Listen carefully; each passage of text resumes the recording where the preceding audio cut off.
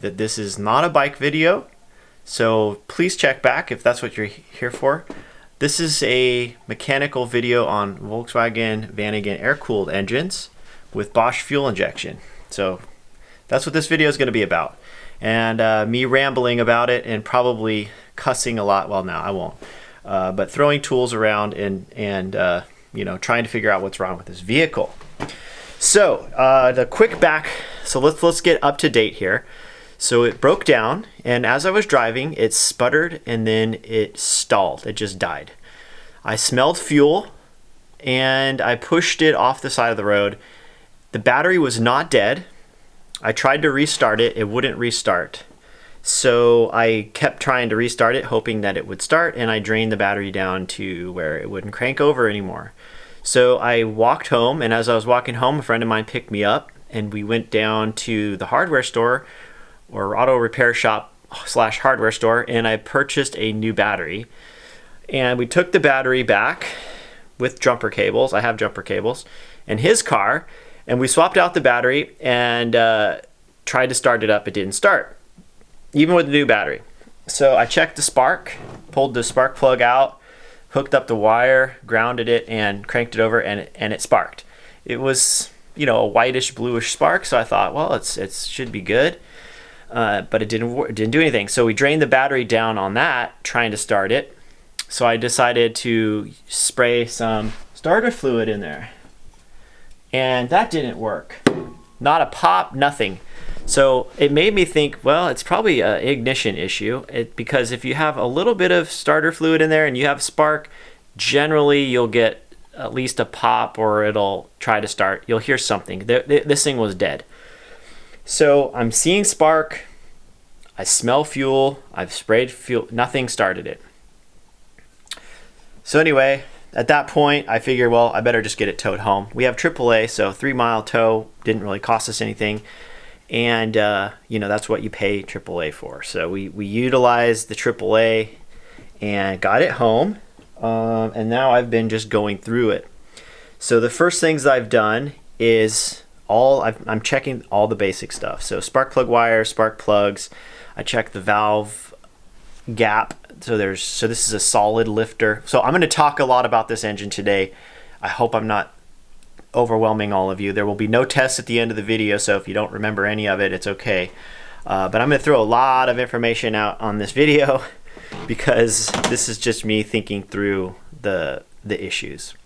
But basically, this is a solid lifter. Well, here, let's just do the whole, what's this engine? So this engine is a 2-liter 1981 Volkswagen with the California emissions on it. So it has electronic fuel injection, and it's called the AFC. So it's AFC stands for airflow controlled. So the airflow is what controls the fuel injection system. It has an electronic ignition. It has a Hall type effect sensor in the distributor. There's an ignition, some call it an igniter, some call it a control module. I don't know. We'll call it whatever, ignition control module, ICM. And it has a solid lifter cam. I think I said that. And it has and the engine's been rebuilt. So I rebuilt the engine, I don't know, 5 or 6 years ago. It was the first air-cooled engine I've ever rebuilt completely from the case up. So I split the case, all new bearings, oil pump, cleaned it all up, of course. Oil pump, new pistons, new cylinders, and completely rebuilt cylinder heads. One cylinder head was actually from a brand new casting. The other one was the original casting. But I had a guy down in San Diego who's like an expert on Volkswagen engines build the heads for me. So oversized valves, better springs, better valve guides. He cleaned up the ports. He didn't polish it like you hear in the drag racing scene. He just cleaned them up a little bit, just enough to take out some of the bad casting stuff that you find. The casting, what do you call it? I don't know, where the aluminum kind of seeps through the casting a little bit. So just cleaned it up.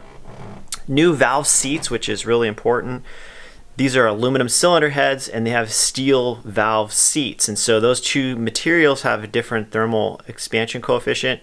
And so one of the big weaknesses of this engine, this is a 2-liter Type 4 engine, was the valve seats. And what would happen on a lot of them is they would overheat because they're severely underpowered engines, pushing way too much weight. This is about a 4,500 to 5,000 pound vehicle, depending on how much stuff you have in it. And it came with a stock horsepower, 67 brake horsepower. So 5,000 pounds and 67 horsepower air-cooled engine in the back, where there's very little airflow other than these little side vents. This is all the air that's coming in to the engines right here. This on both sides. That comes in. It actually comes in along these panels down into behind these panels down into the engine compartment. And that's all the air you get to basically cool this engine down. So, what could possibly go wrong, right? So, with properly designed heads, with good flow, and the right size valves and the right size camshaft, where I have a slightly modified cam in here, one that provides a little bit higher lift and just a tiny bit extra duration. It allows the engine to breathe a little better. And what cools an engine is, or why engines went to water cooled, is because it's easier to keep the engine cool with water, with fluid, because you can absorb energy into the water and then run that water through a radiator and cool it down really quickly. But basically, if the engine is running correctly, it won't overheat. Just like your lawnmower, it's not water cooled, and you can run it a long time and it doesn't overheat. So it just has to be flowing correctly, because the air comes in, it cools the cylinder heads, it cools the valves, and then it cools the cylinders. And there's also air blowing over the engine. You've got cooling fins all over the cylinder heads, you've got cooling fins on the cylinders. So there's plenty of air that can pass over the engine, can cool it down, it can dissipate that heat. But of course, it's not perfect and it does run a little hot. But anyway, so that's the basic of the engine. Now, a lot of you probably think, well, why would you want an old air-cooled engine like that? And especially one that has weird fuel injection and electronic ignition on it. Now, the engineers at Volkswagen, or the original engineers who designed the Type 1, which is the Volkswagen Bug, they designed that vehicle to be easy to work on. It was designed to go in all conditions. So freezing, there was no fluid, so you can drive it down into freezing cold temperatures and not have to worry about the cooling system freezing. And you can drive it in the hottest temperatures on planet Earth because it's air cooled. And there, even 140 degrees in Death Valley is still cool enough air to cool the engine, in theory.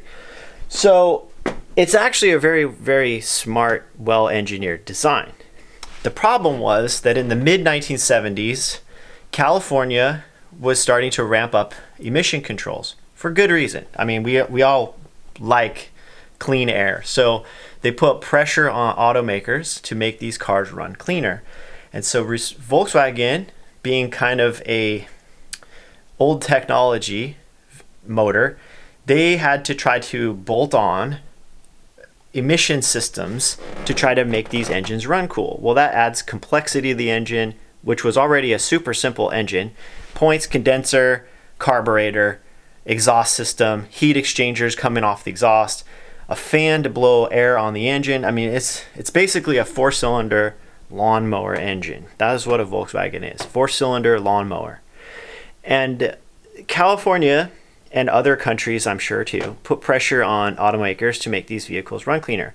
I mean, LA in the mid-70s, from what I've heard, is the air was so gross that you could cut it with a knife. That's how nasty it was. And so there needed to be something done in order to clean up the air.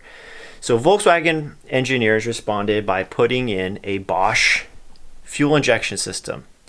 And that was their first step towards getting these engines cleaned up. Later in the 80s, they went to a water-cooled engine because they were just struggling to keep these engines this whole system is very fragile, and they were struggling to have enough power to keep up with the regular traffic, and so they put in these water-cooled engines, and those engines came with their own set of problems and emissions problems. And so anyway, it's kind of like you're strangling an engine that's already severely underpowered. And so that is what I have here. So let me walk you through some of the components of the Bosch fuel injection and talk a little bit about these parts, and we will see if we can figure out what went wrong. Now, I've already checked the valves. So the valve lash, that is important with a solid lifter cam. You need to have a little bit of space between the top of the push rod and the underside of the rocker arm. And the reason you need that is because the aluminum push rods expand when they get hot, and if they expand too much, they'll prevent the valves from closing completely. So Volkswagen recommends a 0.006 of an inch gap between the push rod and the rocker arm. And if you use other types of materials like chrome moly steel, then you can use a little bit less. But you really need to keep a little bit of gap in there, because even if you had a lower thermal coefficient of expansion, you still want a gap, because you want the valve to be able to fully close so that it has full contact on the valve seat inside the cylinder head, so you get good compression.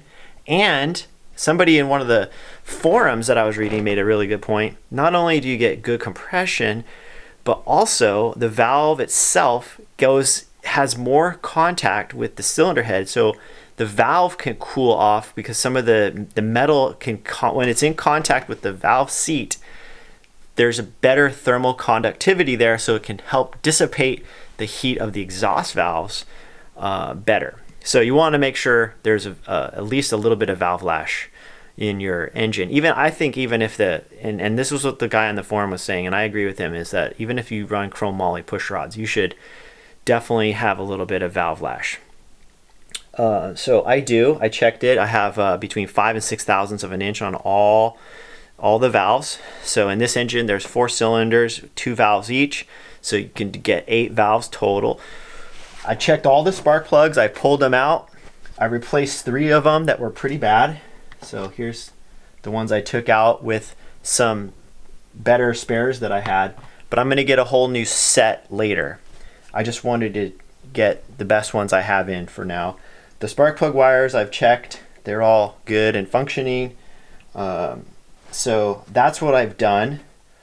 I checked voltage at the coil. I know I'm getting 12 volts there. I checked the fuel pump. I'm getting fuel pressure, and I'm getting fuel pressure, and I'm getting a clean running fuel. I've got plenty of fuel in the fuel tank, so it wasn't that it ran out of gas. Like I said, I smelled fuel when it died. So that's the background. So now let's look at some of these components here for those of you who are really interested. And I'm gonna just kind of walk you through here. But let me turn this microphone around so I can talk.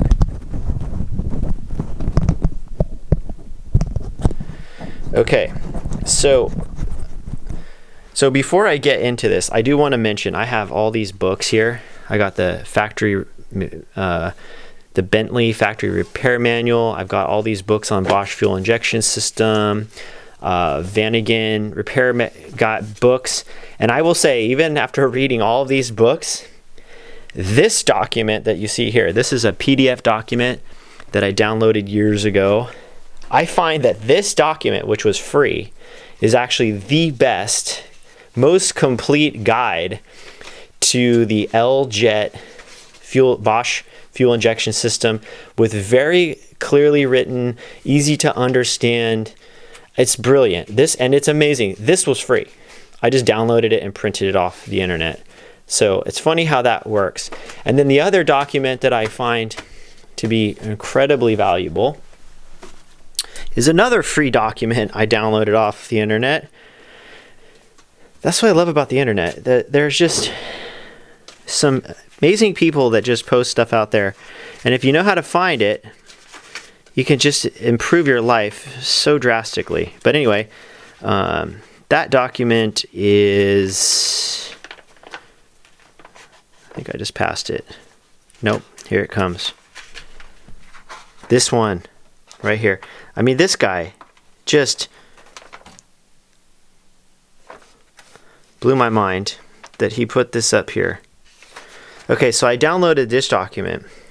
This is absolutely incredible that somebody could do this. This is all about the airflow meter. There's these beautiful hand-drawn diagrams. I mean, look at this. Hand-drawn diagrams, all just really well written. I mean, look at this. Somebody took the time to make this and post it for free for everyone's benefit. That's why I love Volkswagens. People say, oh, you know, get that thing off the... You know what? This thing is awesome. It's just the amazing things that people who have a passion for something will put up there for everyone else. It's just so cool. I love that. Anyway,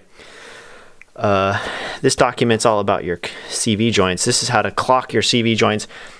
Really, another free document you can get if you're doing CV joints. I don't remember where I got this one, but it's a really good one too. Anyway, enough of that. Whew. Wow. We're getting a whole lesson today on the Volkswagen Type 4. This is the Type 4 engine. And you're wondering, well, what's the difference between the Type 4 engine and the Type 3 engine, let's say? Well, I don't think there is a Type 3 engine, but there's a Type 1 engine, which was the original engine that they put in the Type 1, which was the Volkswagen Bug. The Type 2 was the van, or the Combi as it's called, and they used a Type 1 engine in the Type 2. So they put the Type 1 engine in the Type 2. So that's why they call this engine the Type 4, because if you skip ahead, you get to the Vanagon, or the bus, and they came up with this whole redesigned engine. And this is what they call the Type 4 engine. So this engine is really what you're seeing on top here. This is just the fuel system and the ignition system.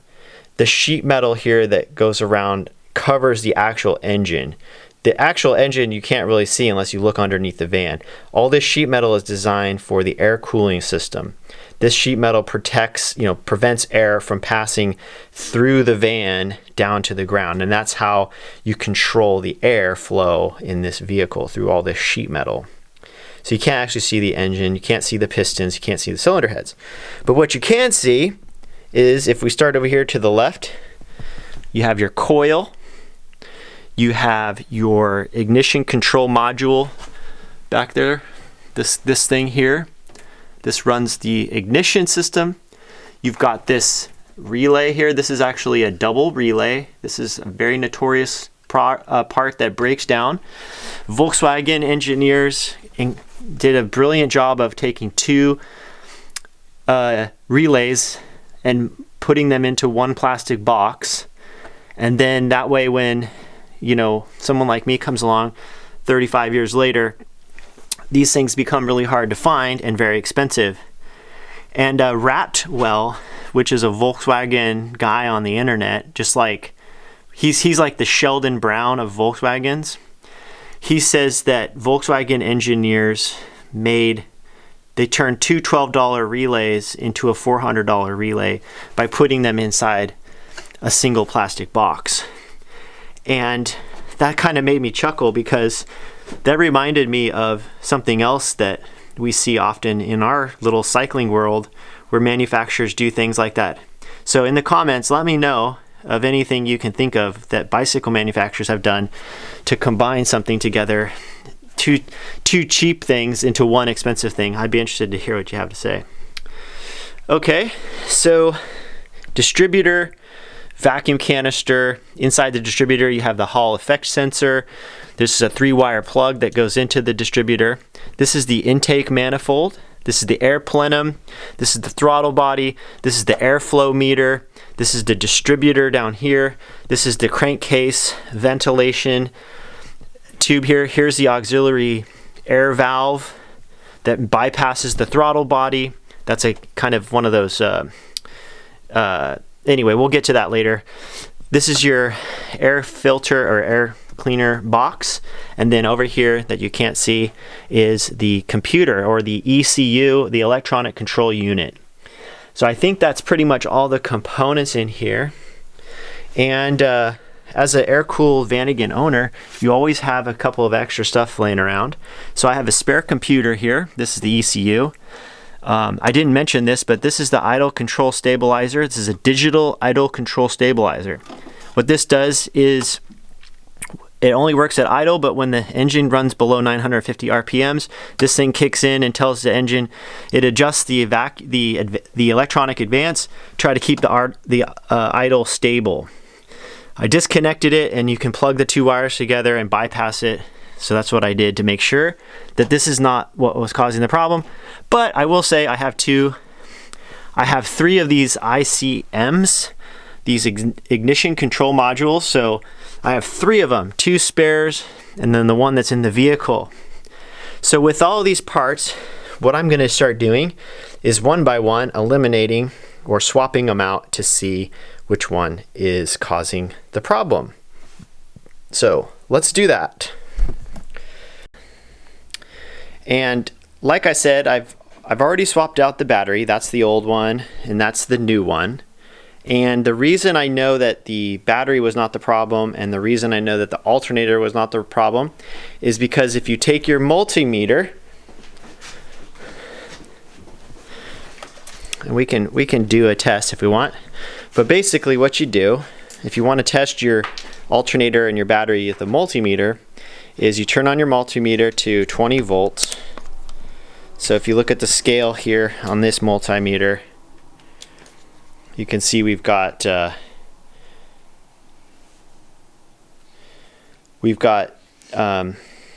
20 volts, 200 volts, and whatever that is, 600.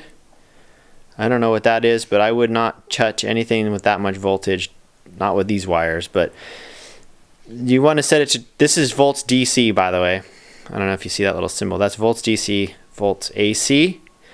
And what I do is I set it on 20 volts. This is 2000 millivolts, and this is 200 millivolts. So set it at 20 because this is a 12 volt system, and check your battery voltage. Miss Coles, could you hold this camera for a second? I just want to do a quick demonstration. So you want to just like record this. So what you do is you first, I want to try to keep it so I can see the numbers here. So you put, you ground one lead, and you get about 12 so I got 12.75 volts. So what you do is when you start the van and you check voltage again, and you will see it should jump up to about 13.5 to almost 14 volts. If it doesn't, then your alternator is not charging your battery. So the battery is about 12.5 volts. The alternator puts out about 13.5 to maybe close to 14. So that's a quick way to check it. Okay. So we got 12.5 volts here. Got the key in the ignition. Here, let me come back here.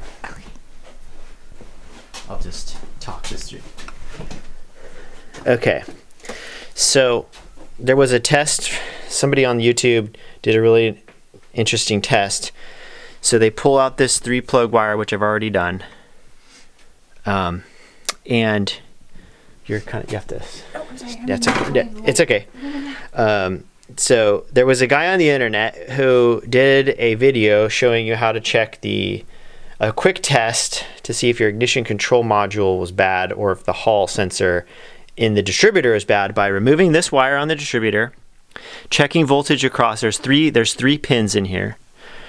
And what you want to do is pull the center wire out of the distributor. This goes to the coil. This is the wire from the coil. This is the hot. Set it somewhere near metal so you can ground it, and then ground the center wire to ground. And if you get a spark, then it's your ignition control module. If there's no spark, then it's your Hall effect sensor. So I ran that test. I got spark. So that was telling me that the ignition control module was bad. So what we're going to do is we're going to pull this out. This is the wire to the ignition control module. We're going to plug in one of these spares here, and we're going to start this engine up. and it should run. But before we do this, I will say that I don't know if this particular issue is if this is like an intermittent issue and that it's actually something else. Because spoiler alert, I did this, I plugged this in, and after getting the engine was totally flooded from all the times I tried to start it. It actually started right up. So I don't know if that was the actual problem. The other issue oftentimes is this double relay can go bad. And it can also be intermittent. So I don't know if it is that. I tried a different computer. Nothing changed with the computer. I swapped out the computers. So I don't know. It's running now. We're going to start it up and show you. But it's weird that it could. So I'm not saying. Let me turn this around.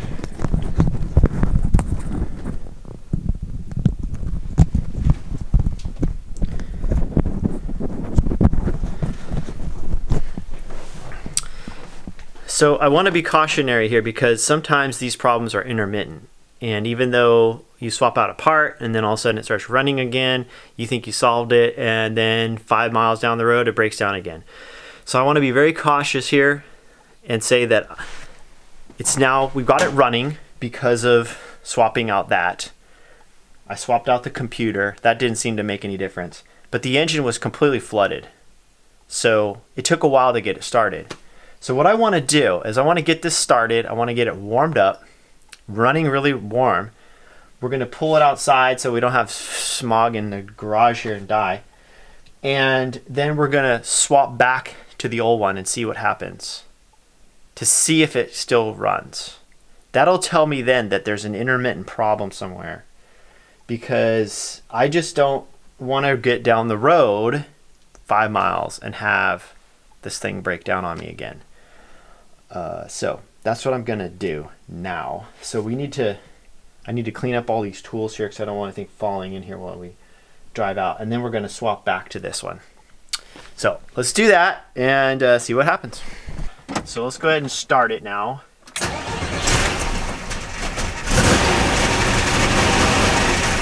you can see it's running. So the oil light just went off because there's enough oil pressure. But the O2 sensor light's still on because the alternator is not charging. So while I know the alternator is not charging, let's go ahead and just verify what the voltage is. It should still be 12.75. Miss Coles, can you come over here and see if you can show while I check this? You want to shift the camera right on the multimeter and I'll put the leads on the battery. Are you able to see it? Yeah. Okay. So the voltage is still 12.2. So I'm going to rev it up and then the alternator is going to kick in. Okay, the alternator lights went on. And now we're getting 12.13. See, it's going up. See that? 13.2. 13.3. See how the voltage is climbing? It's kind of weird that it's climbing like that, but okay. It's now at the 13.5. So we know the alternator is charging. That's the test I wanted to show everybody. But also I wanted to show everybody that the engine's running, which is really important. Yeah, it's exciting actually. But like I said, I'm not getting my hopes up because this could be a intermittent problem. So I'm gonna move the van, I wanna move it outside. Get it out of the garage. Okay, so the engine's running, but let's come around here because it's really loud and I want to explain what we're going to do. So we've got the engine running, and what I want to do now is just let the engine warm up, and what I'm going to do is turn it off, and we're going to switch back to the original ignition control module and see if and then try to start it again to see if it runs. I really want to try to isolate the exact problem.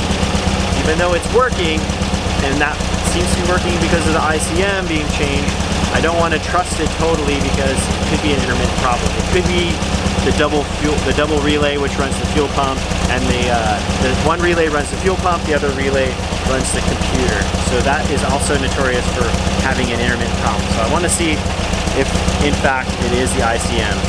So we're going to let it warm up and then we're going to switch it out. All right, so let's try the other one. It'll be really interesting to see. Okay, so hang on back here. Let me see if I can get this to start.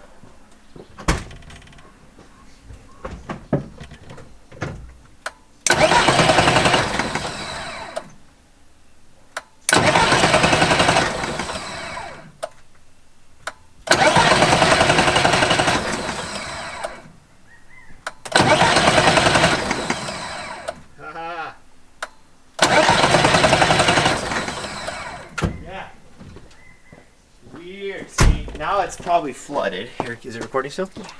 Okay, let's go back to this one. See, it didn't start. Wow. That's so weird. Okay, well, Yeah. let's try it again. Put the old one back in, or the new one, I should say. Hope I didn't flood it.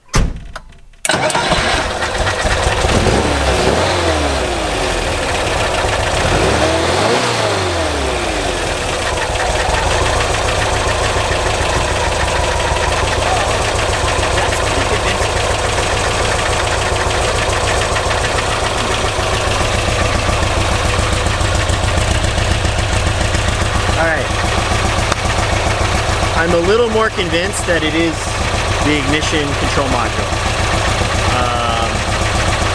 I have another one. We could try that too and see if it works. Let's try the other one too.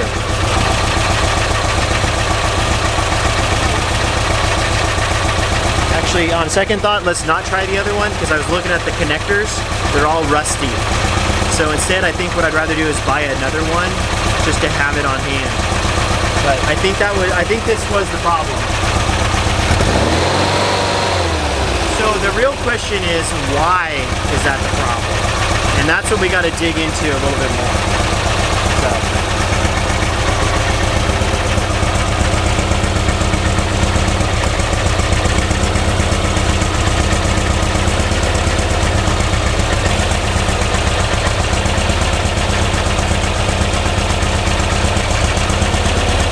We got to take it for a test drive and see if it actually works.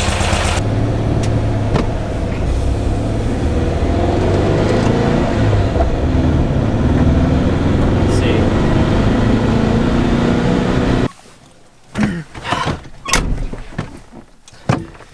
All right, well, this is gonna be the real test.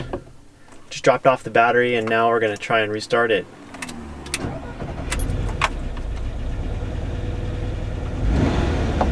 Pretty cool. Started, no problem.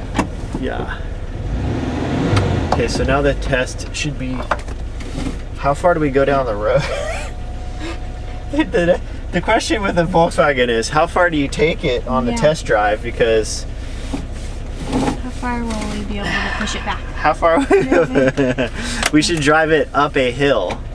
So if it dies, we can at least coast back down to the house. That'd be the best thing to do. Well, I'm a little nervous. I'm just gonna go back that way because I know there's nothing back there. If we break down over there. Why don't we go down the road a little ways? Okay, well we're just doing a little test driving and we went uphill, so in case it breaks down, we can coast back down the hill. And under load up the climb, it was running good, running strong. So I'm gaining a little bit of confidence right now.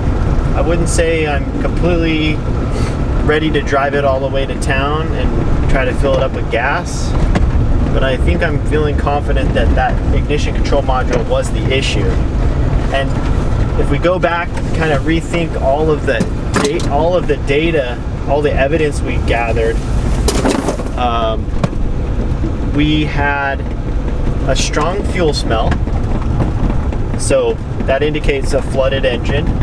So fuel was present. We had spark, but when we used starter fluid, we got nothing. We got zero pop. And even a flooded engine with some starter fluid should fire. You should still get at least one fire out of that, and it didn't. So that means that even though there was spark, this electronic ignition system can determine when it sparks. even though there's a distributor cap and rotor running, the ignition control module decides when the spark actually fires.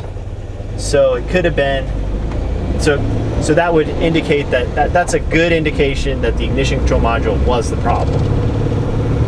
Everything else looked good. The valves looked good. The spark plugs looked okay. The spark plug wires looked okay. The coil seems to be working because it's creating a spark, and it's either the coils usually work or they don't work. Sometimes they can be weak, but that's pretty rare. Yeah, there was all the electrical stuff seemed to be okay. There was 12 volts at the coil. We had all that stuff, so I know there was a good chance there was power getting to the electronic control unit. The fuel pump was working, and we had fuel pressure. So I think that's it for now.